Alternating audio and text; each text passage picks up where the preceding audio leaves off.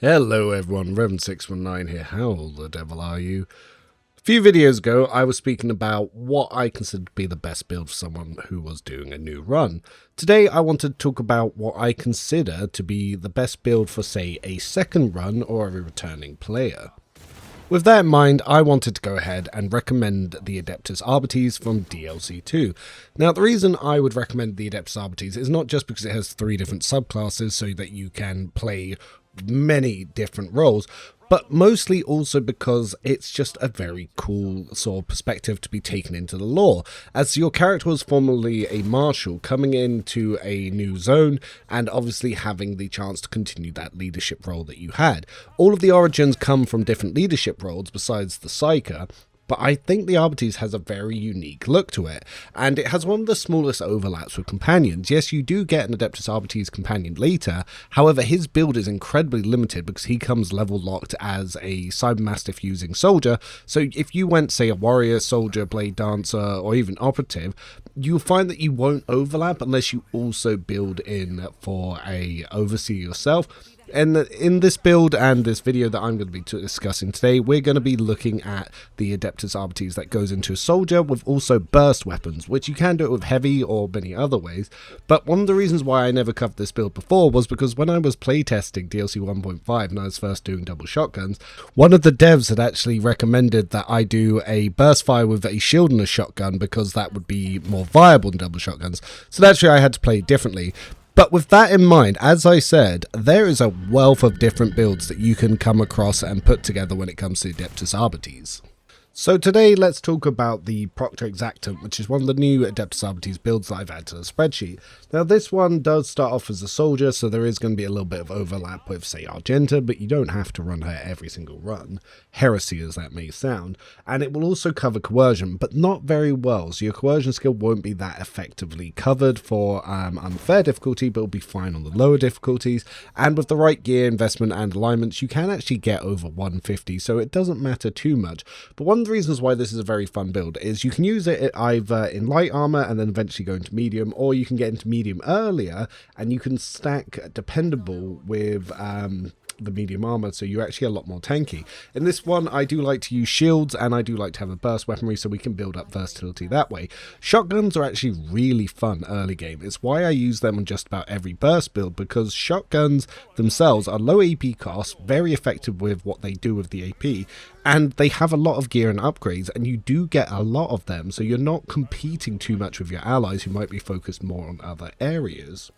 Early game, you're going to be trying to get close and taking on blasts with the shotgun. However, until you have access to that shield, you're going to be quite at risk at not being in cover, and you are going to be quite squishy if you're still in light armor if you're relying on dodge. So you're going to want to sometimes be in cover and use burst fire from those areas, but you are going to be very effective. One of the reasons why this is such a fun build to use is it's a very frontline commander role. I don't like playing officers very much as my rogue trader, because sitting at the back giving orders while someone else is the action star never feels good when you're meant to be the protagonist. The protagonist to me is someone that is in the front lines, that is doing all the hard work whilst calling out the shots. So while some of your companions will have the higher skill checks, you'll be the one that's actually talking, even if you're using their suggestions when it, say, comes to face skills.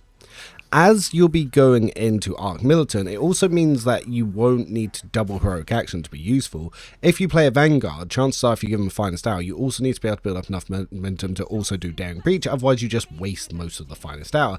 However, because of the fact that you are a very strong ranged character and you are looking to be building into Arc Militant, you'll be able to keep moving and clearing the battlefield, and you'll be much more likely to build up the amount of momentum required to do that double action. So as you can see in this low level encounter here, I can easily send out some buffs from Cassia, can clear out some of the battlefield, and then I can give Finest Hour to give more battlefield clear to my rogue trader, so I get to feel like I am that commander in the center of battle. As you progress into later levels, when you also pick up the burst fire, your damage will be exceptional, because unfortunately from mid to late game, burst fire just massively outvalues areas, but areas going to still be better for killing off your trash mobs, even if when it comes to bosses you're going to be swapping over to that burst fire type of capabilities.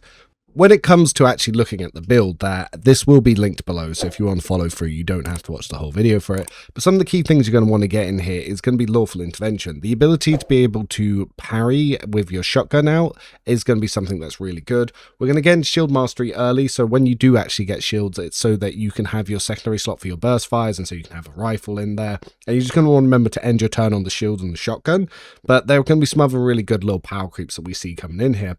Another really good power creep is going to be getting Never Stop Believing with familiar kickback. So as you're giving extra turns, you'll get some free attacks out there, which will increase your attack economy. Dependable is one that I normally don't take on range builds, but it will help with your survivability. And then when you get stuff like Law and Order and Armor Piercing, you're going to be able to do a lot more damage when it comes to those extra turns.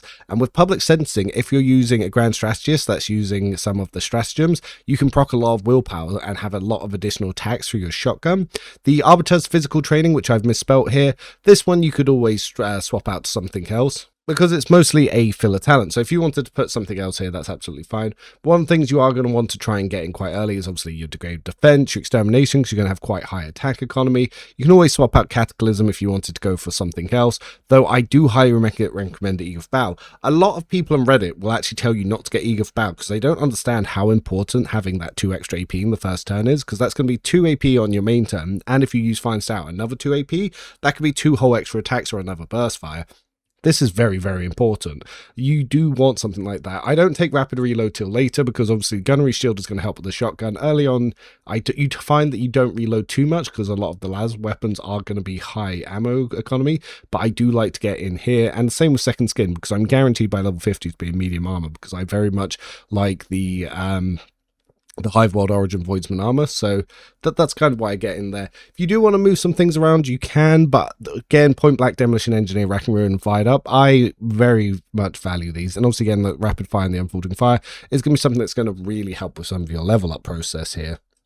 Now, rather than spend a lot of time explaining every single talent, which I've done in many of my companion build videos, so if you do want to look at any of the companion videos, especially for something like Solomon, I'll cover a lot of those individual talents and why they're there, but I'm not going to waste your time with that here, because you can do that in your own time just to go through some stuff.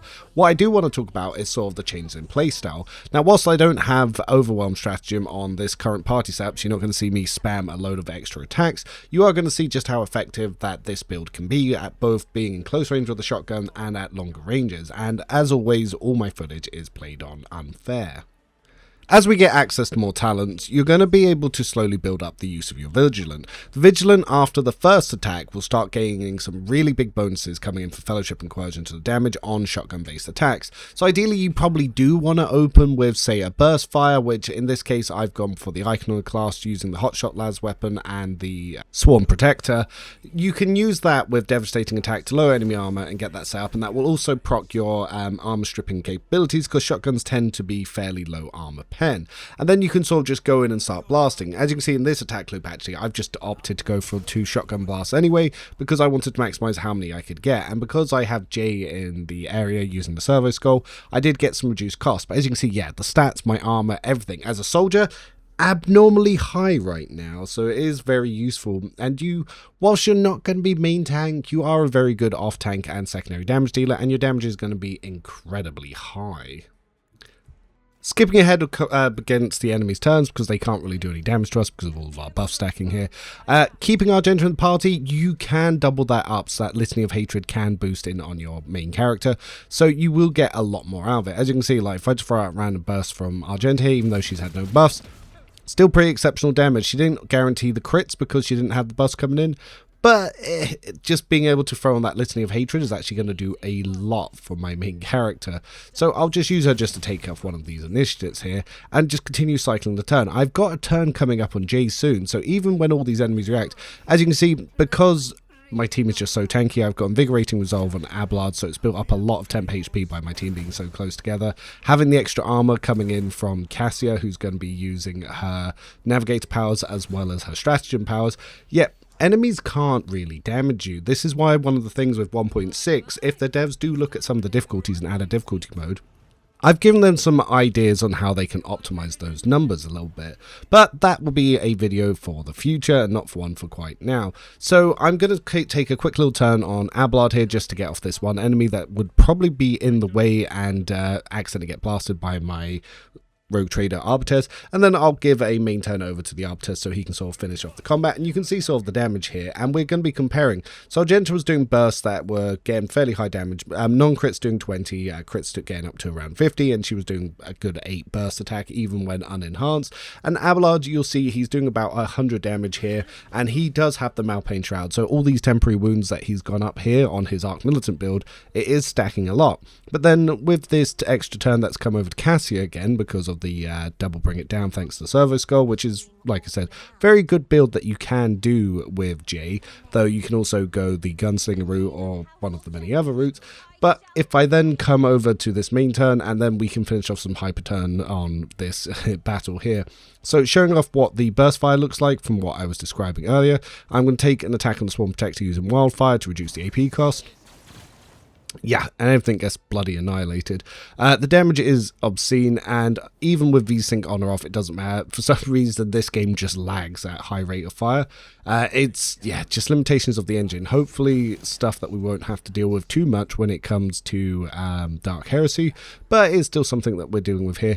By the way, because the shield is based on your physical stats for its damage, yeah, when you're buffed by allies, because it's just strength and toughness, yeah, you can still use the Shield Bash as the ranged character, and you can use that to build some versatility. So as you can see here, yeah, having absolutely no problems with versatility, and by using some rate of fire gear, which you'll see in my suggested stuff, yeah, your range stuff, even though I haven't picked up the talents, is still going to be really exceptional, and it can proc Law and Order, and you can just keep going around with your shotgun, just clearing the battlefields. It's just that easy. GG no re. So yeah, if you're a new player coming back and you want to experience some story from the perspective of Adeptus Arbites, I highly recommend it. Just being a Space Judge Dread and such a straightforward build is a lot of fun.